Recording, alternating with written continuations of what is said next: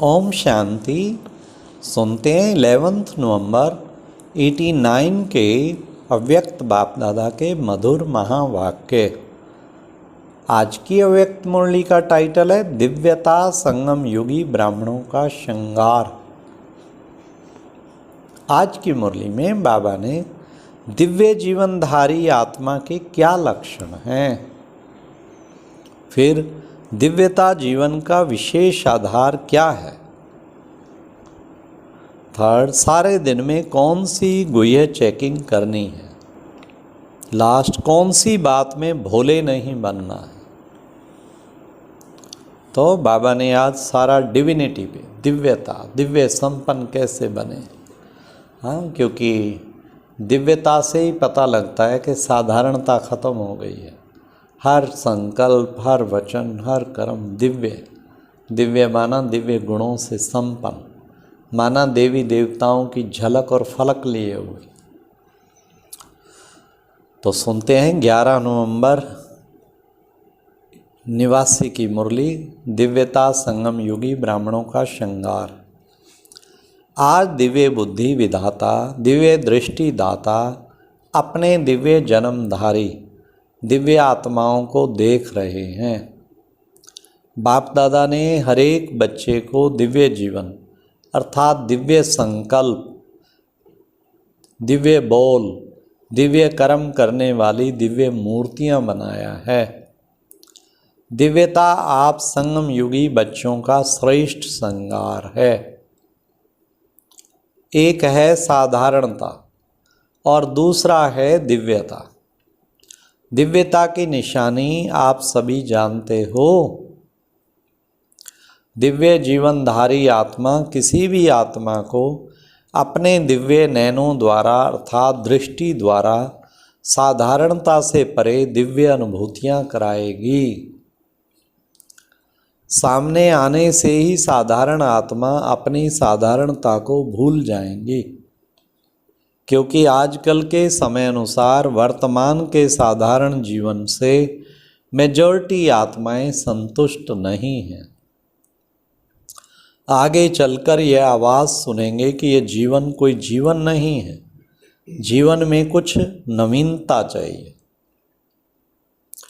अलौकिकता, दिव्यता जीवन का विशेष आधार है। यह अनुभव करेंगे। कुछ चाहिए, कुछ चाहिए, इस चाहिए की प्यास से चारों ओर ढूंढेंगे। जैसे स्थूल पानी की प्यास में तड़फता हुआ मानव चारों ओर पानी की बूंद के लिए तड़फता है, ऐसे दिव्यता की प्यासी आत्माएं चारों ओर अंजलि देने के लिए तड़फती हुई दिखाई देंगी। तड़फती हुई कहाँ पहुँचेंगे? आप सबके पास। ऐसे दिव्यता के खजाने से भरपूर बने हो।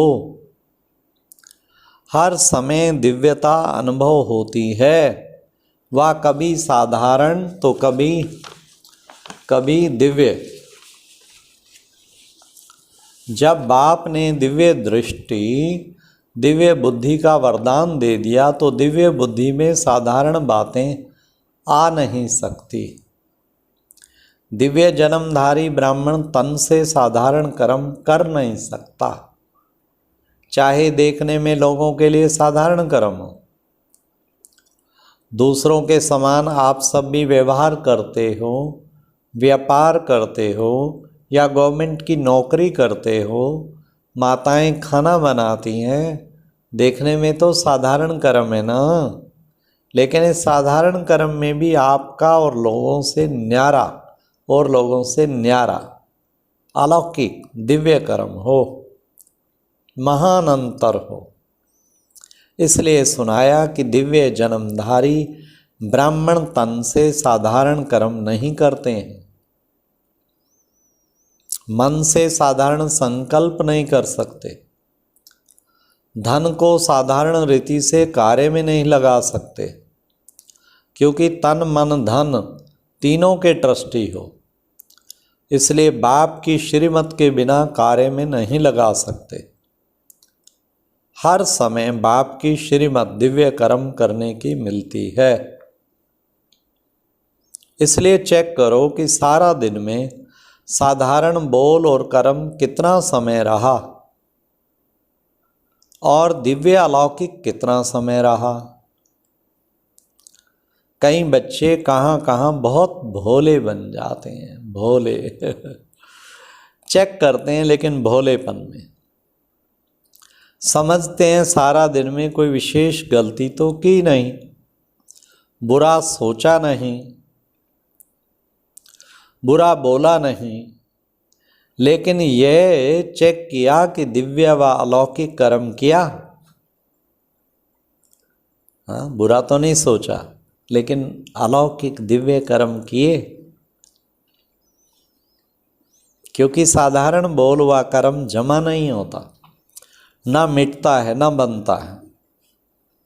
वर्तमान का दिव्य संकल्प, दिव्य बोल और कर्म भविष्य का जमा करता है।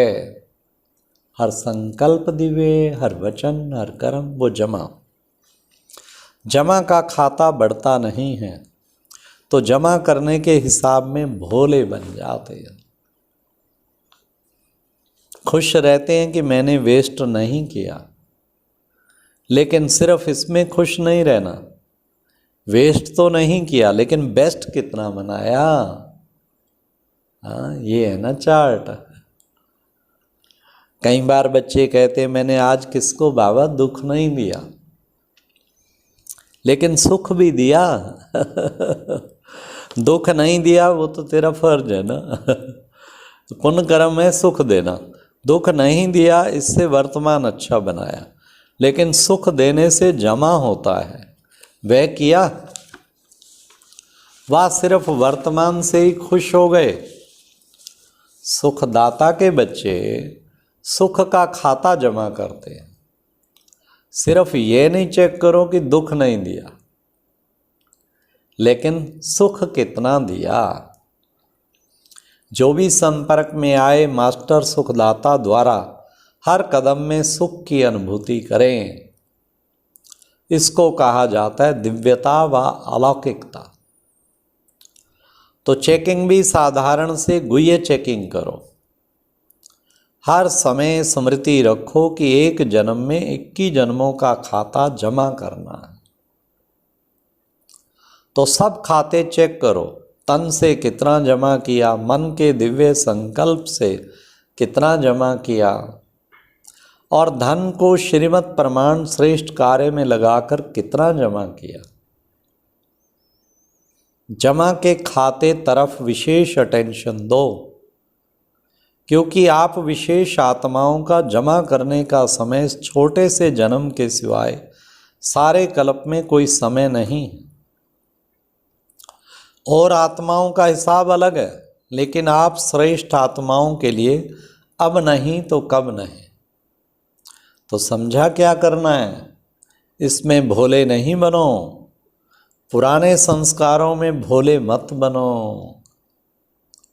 बाप दादा ने रिजल्ट देखी, कितनी बातों के रिजल्ट में जमा का खाता बहुत कम है। उसका विस्तार फिर सुनाएंगे।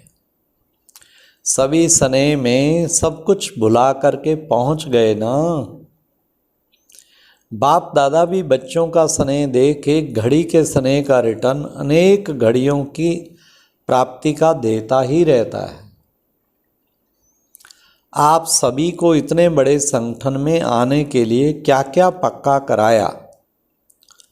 पहले तो पटरानी बनना पड़ेगा, 4 दिन ही रहना पड़ेगा, आना जाना ही पड़ेगा। तो सब बातें सुनते हुए भी स्नेह में पहुंच गए। यह भी अपना लक समझो तो इतना भी मिल रहा है, फिर भी जड़ मूर्तियों के दर्शन के समान खड़े खड़े रात तो नहीं बिताते हो।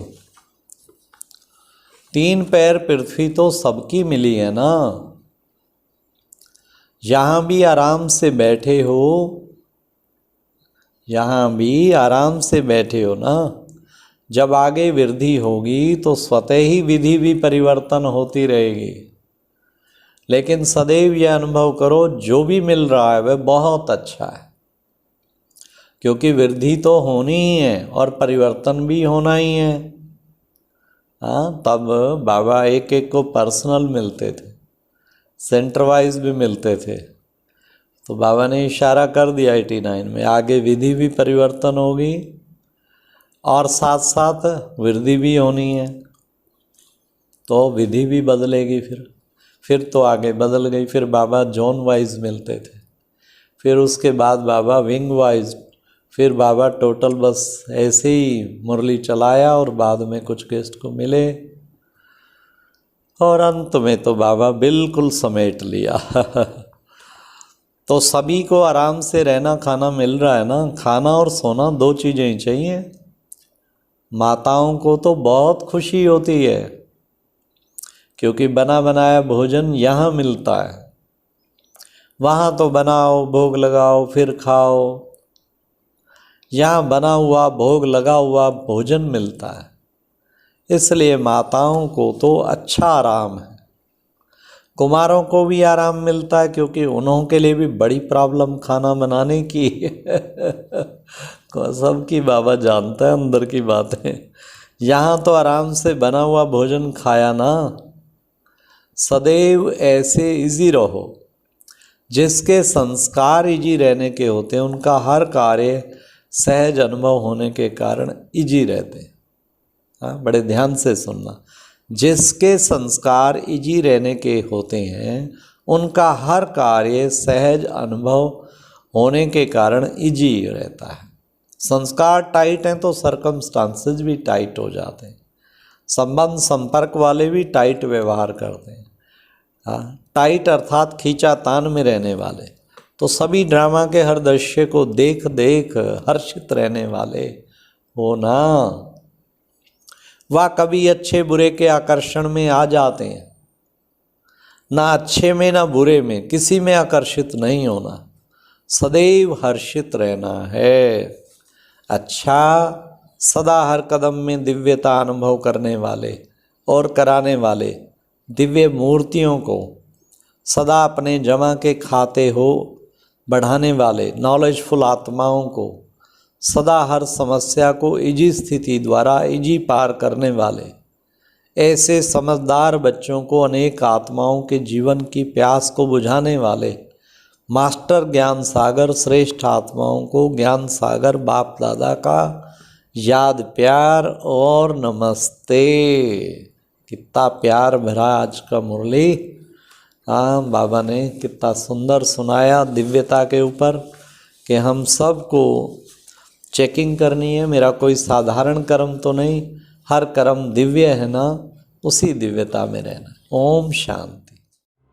ये एक प्रेरणादायक वीडियो है, जरूर देखें, कोई भी मिस ना करे।